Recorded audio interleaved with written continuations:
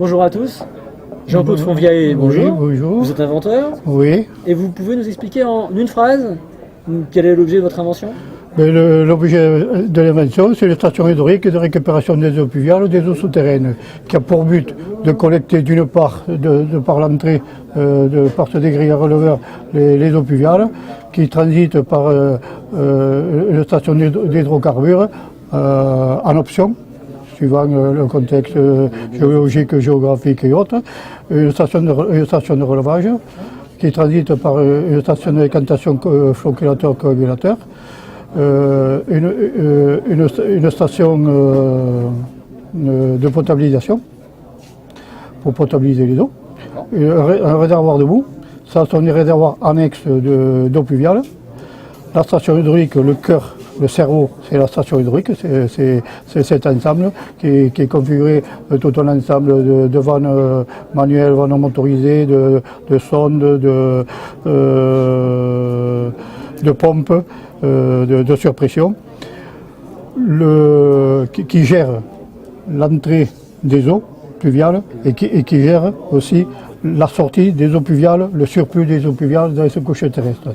Et inversement, par circuit inversé, qui est géré par automate, qui collecte les eaux souterraines pour pallier à l'insuffisance d'eau pluviale, par un jeu de réservoirs et de vannes motorisées et de sondes de toute nature.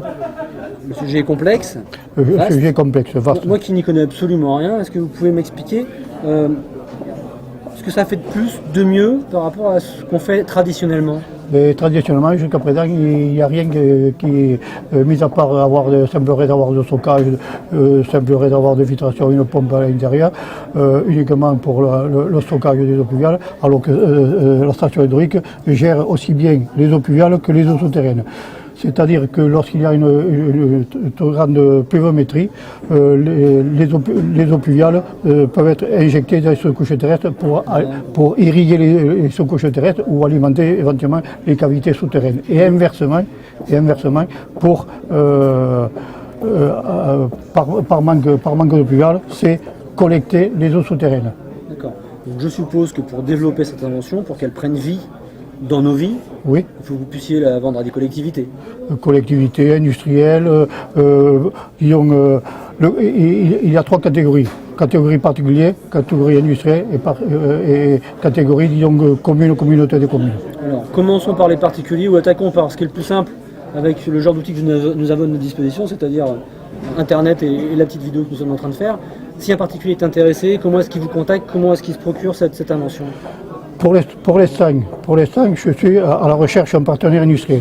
D'accord. Partenaire, un investisseur, j'aurai un investisseur, mais le partenaire industriel, je n'ai pas de partenaire industriel, et c'est ça que c'est le bas qui blesse pour développer l'ensemble des trois projets particuliers, industriels et communautaires. Nous avons un ensemble d'avantages que vous avez mis sur panneau, que nous ferons apparaître à l'écran, pour que les gens puissent bien prendre en compte toutes ces informations. Les atouts. Et surtout, si les gens veulent vous encourager ou si des partenaires se manifestent, comment est-ce qu'ils vous contactent?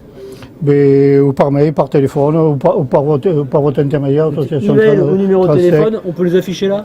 On les affichera à l'écran. Oui, voilà. Appelez M. Fonvieille, envoyez-lui un email si vous êtes intéressé pour investir dans son projet, être partenaire sur son projet, ou si vous voulez même manifester votre intérêt personnel pour son projet. Et l'intérêt, c'est pour développer, industrialiser et commercialiser le projet à l'international. Entendu. Merci beaucoup. Au vu des besoins qu'il y a. Qui sont nombreux. On l'a bien compris. Merci beaucoup. Je vous remercie. À très bientôt sur Inventif.